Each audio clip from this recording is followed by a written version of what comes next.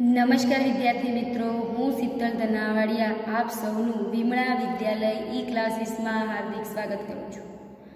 आजे आपणे धोरण 7 विषय संस्कृत जेनी अंदर 5मुं प्रकरण है चटक चटक, जेनी आज आपणे समझण मेळवीशुं।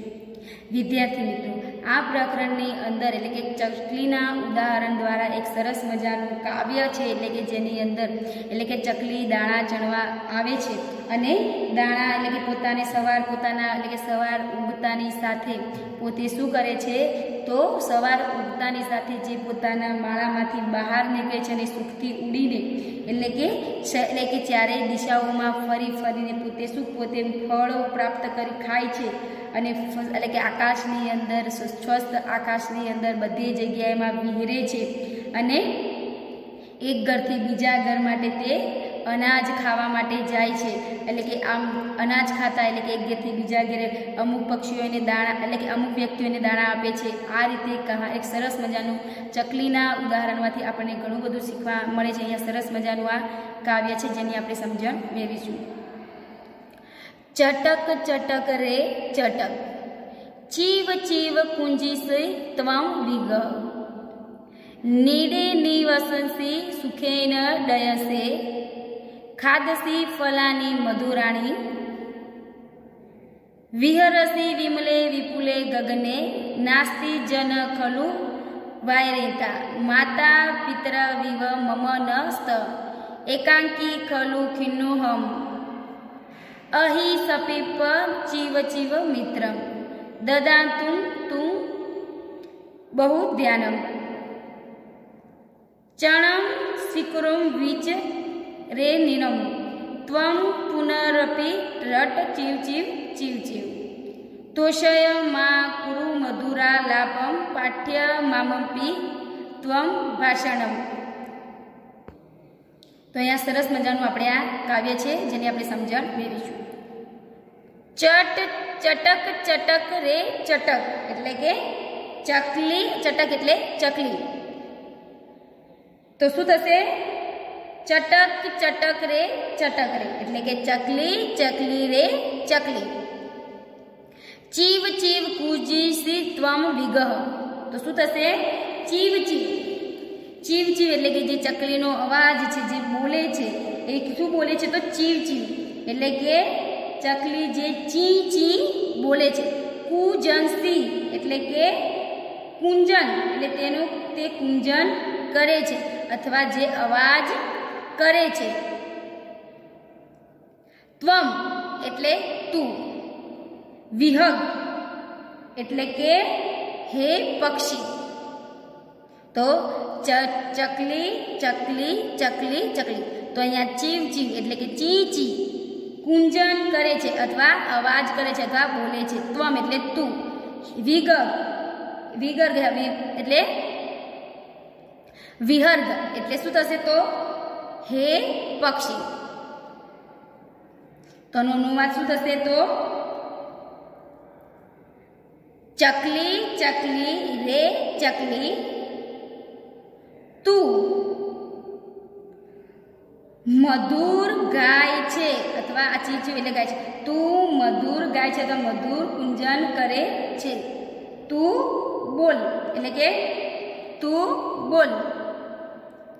नीडे निवसंसि सुखेन डयसे, नीडे एटले के माळामां, निवसंसि एटले के रहे छे, सुखेन एटले के सुखथी, डयसे एटले के उड़े छे, खादंती खादंसी एटले खाय छे, फलानी एटले फळ, मधुराणी एटले के मधुर फळ अथवा के मधुर एटले के सारा। तो अहींया शुं थशे अनुवाद? चकली चकली रे चकली, हे पक्षी तू, अहींया विहर्ग एटले के हे पक्षी एटले के हे पक्षी, त्वम एटले तू, ची ची बोले छे, तू माळामां रहे छे, निवस एटले के नीडे एटले माळामां निवस रहे छे। तो के तू माळामां रहे छे, સુખેન એટલે કે સુખથી ઉડે છે. અહીંયા ડયસે એટલે કે ઉડે છે, તો કે તું એટલે કે તું માળામાં રહે છે, સુખથી ઉડે છે, મીઠા ફળો ખાય છે.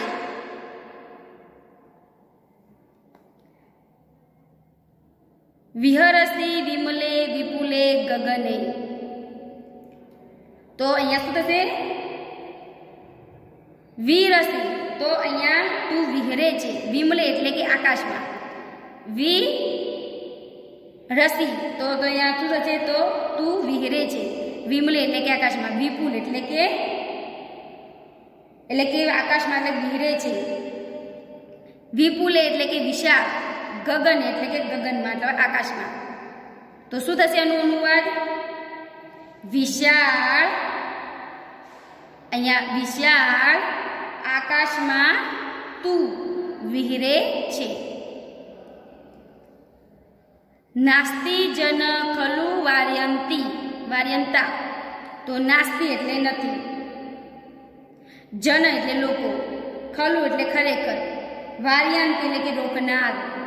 તો શું થશે અનુવાદ?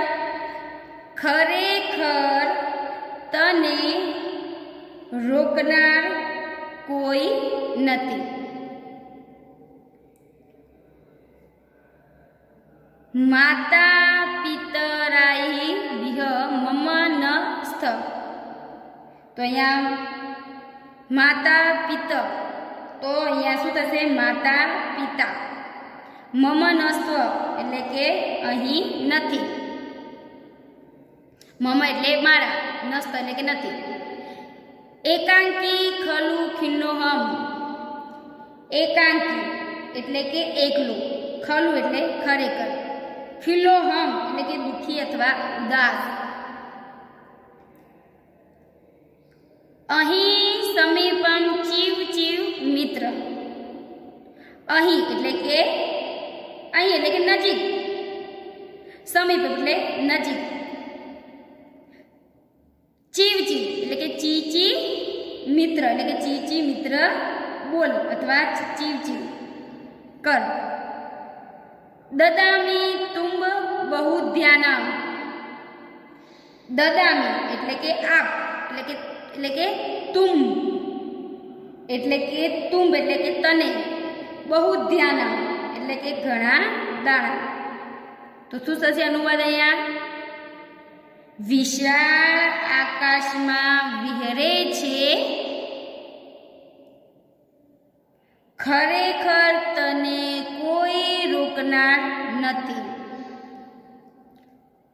માતા પિતા અહીં નથી, ખરેખર હું એકલો હોવાથી દુઃખી છું.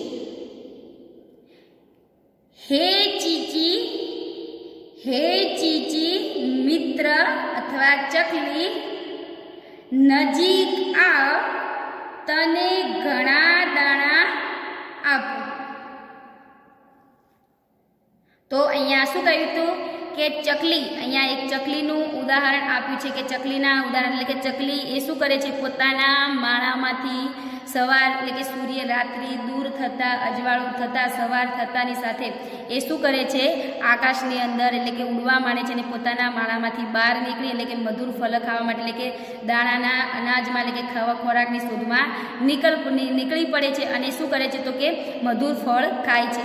તો અહીંયા આકાશની અંદર એટલે કે વિપુલ ગગનની અંદર એટલે કે આકાશની તેમ ચારે દિશાઓમાં પોતે ખોરાકની શોધમાં ફરે છે, એટલે કે ખોરાક માટે તે શોધવામાં ફરે છે અને શું કરે છે?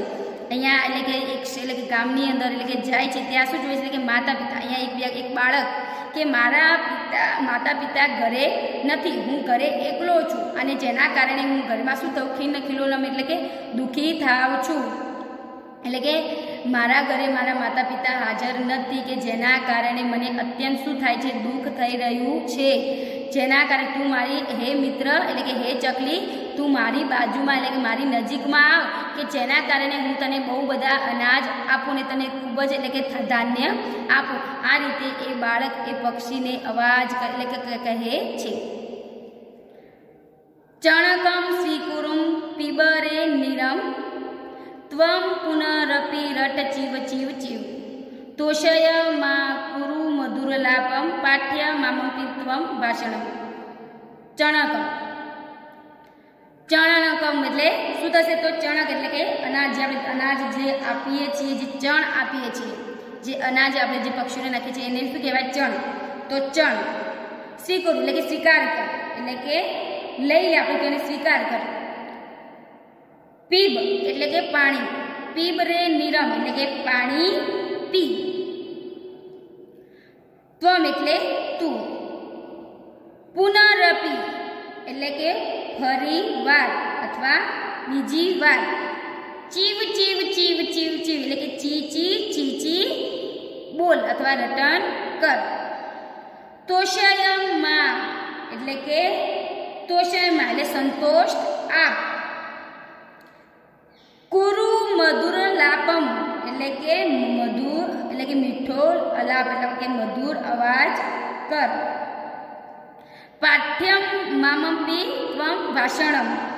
પાઠ્યમ એટલે કે શું થશે? પાઠ્યમ એટલે કે ભણાવ. મામમ અપી એટલે કે મને પણ.